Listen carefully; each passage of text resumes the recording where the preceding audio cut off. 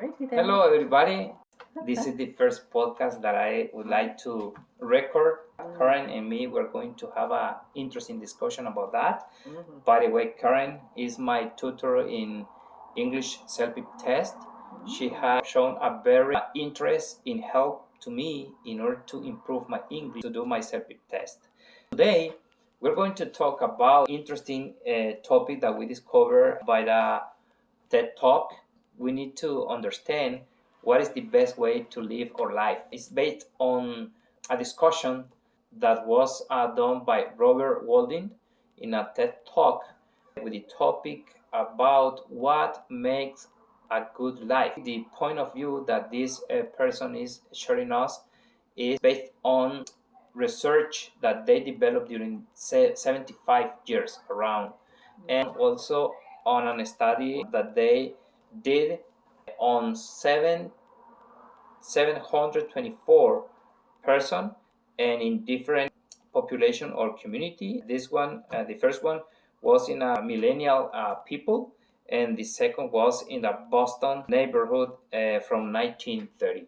So Karen, we're going to start to make a short analysis about the information that we received here. My note was about this person, this population that they study, were included in a list in order to do a medical exam, to develop different results and achieve of these two group of people. And the Boston men were chosen, and the first question that they asked was why my life is interesting for this research.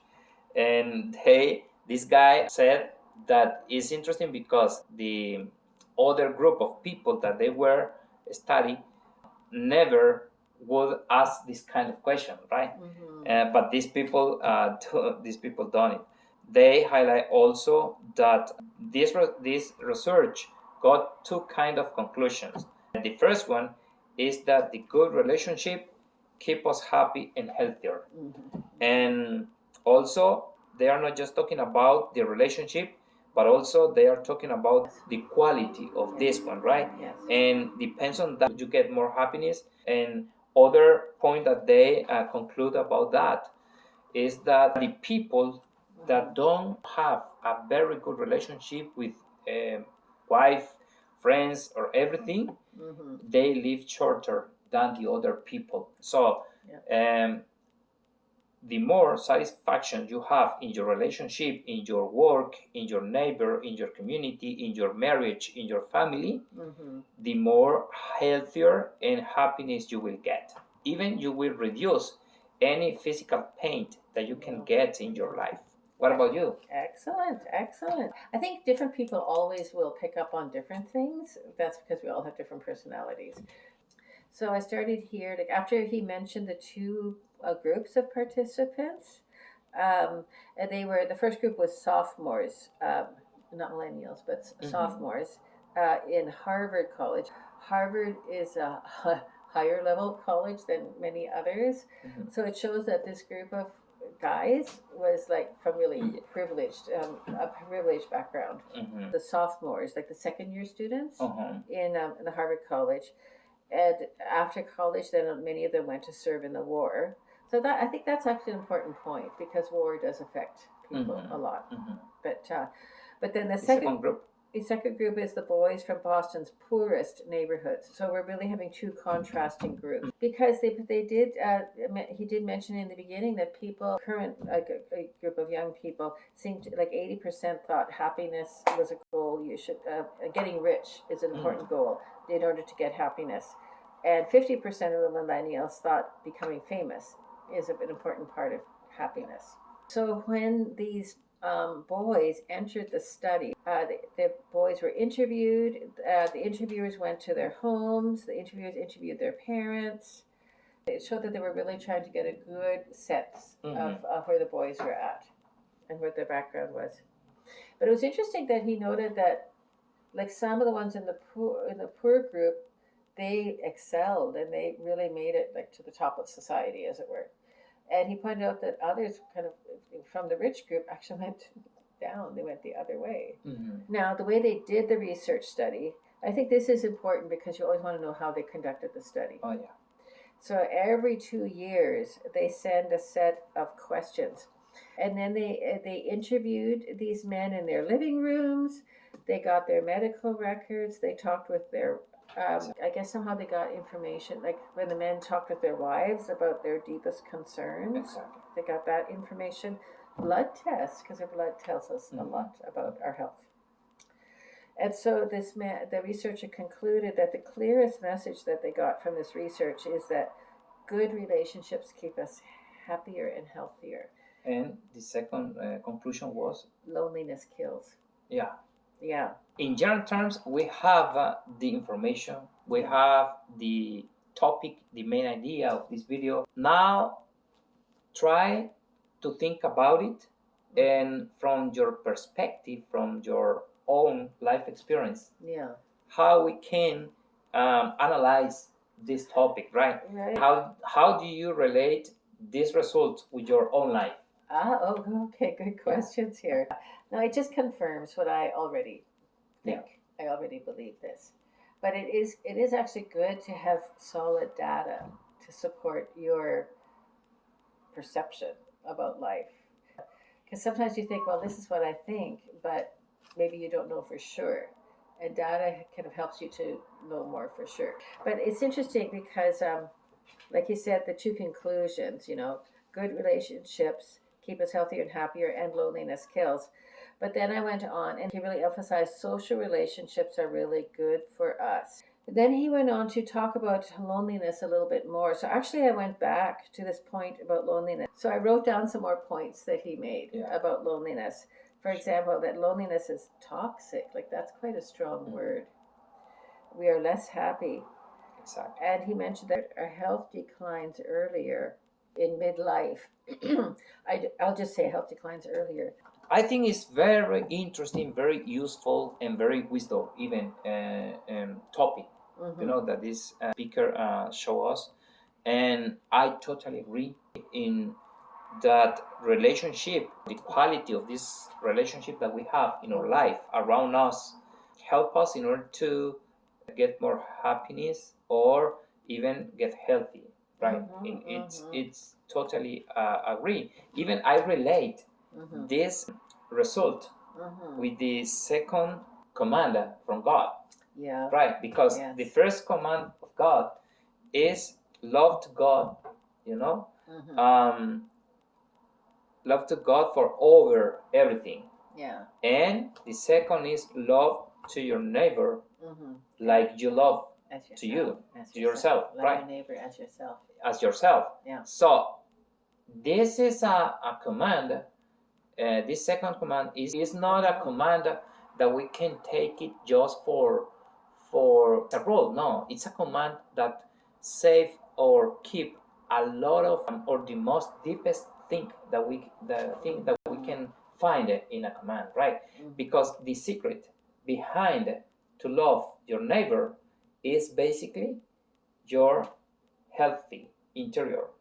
Yes, your emotional health. Your emotional health, but more than that, more than emotional health, is in your interior. You need to be healthy, and that includes not just emotionally, include physically, include psychology, mentally healthy, and for sure your soul. That is the emotional aspect of your life. Yeah. And if you consider that the result of this research, are confirming the second command. Yeah, that's second true. command. You think that really this second command is deepest than just read love to your neighbor. Yeah. It's deeper than that. Or deeper than that. Yeah. And that's is an interesting way. And the other thing is the quality of this relationship, because as we have read in different articles, you have different kind of relationship, and you also have different kind of different depths in that relationship. And you can choose, or you can define what is the approach that you have with certain people, and what is the other approach that you have with other kind of people, right? Yeah. So depends on that approaching, you feel better.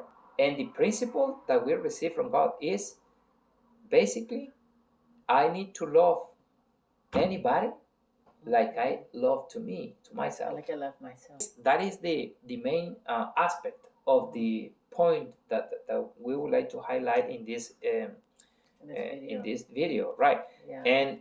And for sure, it's not for the other person, it's for our personal healthy.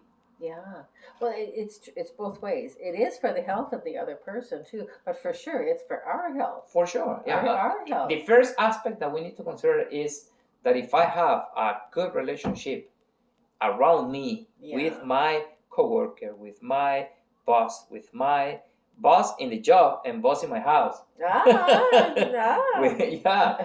I have a good relationship in my community, in my church, in my everything, I will feel happiness. I will feel light. And that is a challenge for sure, because every day we have different situations. What this research is telling us is basically that don't forget that having the best relationship wherever we go, guarantee or healthy, and that is important, but it's something that was told us by God. You know what we need to consider it. You know what I'm thinking as you're talking is that it just shows God knows what He's doing. Exactly. He wrote it in the Bible a long time ago. Exactly. It's like, He knows that this is what we need. Exactly. And people, they think, oh, they're smarter. Oh, no, it's riches that make us happy. It's fame that makes us happy. And then after we do this research study, no, it's relationships. And it's like God said, yeah, I said it. Exactly. So the point is that we read the principle in the Bible. We read the principle of God, but given we don't understand it, it's difficult. It's more difficult to apply. They talk about that later in the video. Yeah. They say that, I think that people later in the video, they say that people want kind of something easy to do, or they want a quick fix. Yeah. And relationships are not easy. Relationship is not easy. No. They say relationships are messy. Definitely. But love the neighbor. Yeah. Is more difficult than even. Right. That loving yourself. But no. It says love your neighbor as you love yourself. You have to love yourself too. That's an important aspect. You have to love both. Exactly. What is more difficult? Love to yourself or love the neighbor? What is more difficult? That's my point. Oh, and we can love to the neighbor based on the love for myself. Okay? Yeah. That maybe we misunderstand what means to love ourselves. Yeah. Because we can love ourselves from the point of view of our economy situation, or limitations, fears, fears or limitations, or condition, right? And given that, we think that I need to keep focusing my interest in my fears, in whatever I need or I want. And you need to focus your interest and your fears on what you want. Focus your fears. Yeah, because many things that we do, we make decisions or we act based on our fears. Yeah, that's true. Right. Yeah. So the point is that we need to forget our fears. Okay. We need to forget our own interests. Even our limitations. Okay. And we need to be focused on the depth of this principle. Right? If we love, even, if we love other people, and if we develop good relationship with other people, I will get the same things that I want to have, that I want to get, without paying money. Yes. Just receiving what I am doing with this person, right? Yeah. Well, it's a mutual thing, because you're both giving and receiving. Exactly. In a good relationship, you're both giving and receiving. So, but we think that everything we need to buy it. Yeah. with money. Yeah. And no, I think that's why we need to understand what is the depth of this principle. Yeah. Love other people is translated in something more than that. Oh yeah. The result of love other people Yeah. is more than that. Right.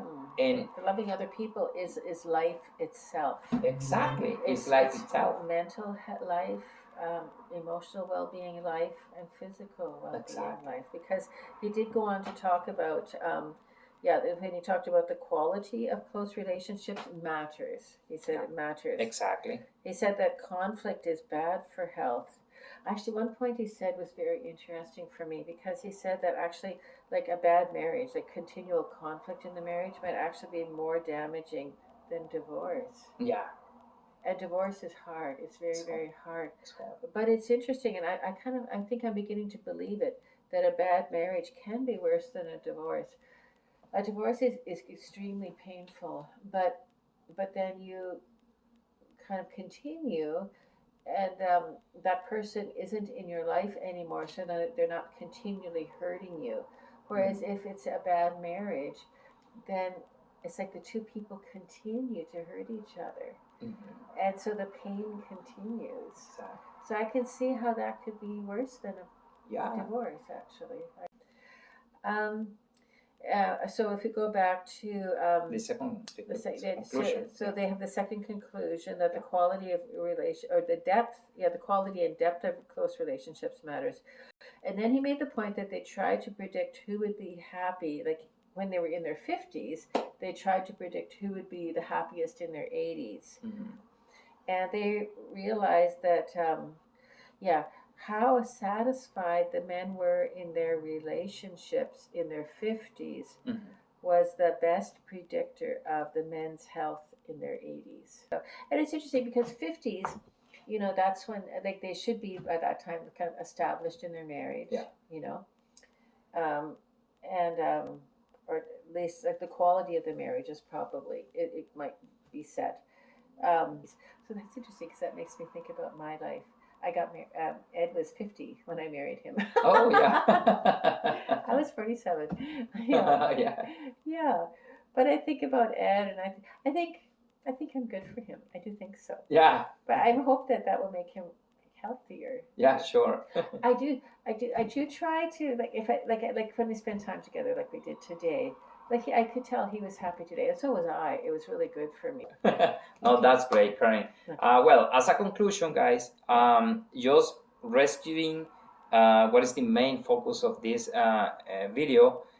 Please don't forget, the first one is develop the best relationship with everybody around you, with your boss, with your coworker, with your family, your wife or husband, even with your brother, sister, siblings. You need to develop a good relationship and try to keep it like that. In order to do that, please don't forget that we need to resign to our fears. We need to resign to our own interests and try to find a balance term. And you will see the result in the middle or long term. You will receive the benefit of have a good or develop a good relationship with everybody. And don't forget that at the end, the most benefit that we will receive is a long life, and for sure a healthy mental, emotional, and physical life for everybody. Please don't forget that. Thank you, Karen, for this opportunity, and we will continue analyzing different topics in the future. Thank you for being here. Bye-bye.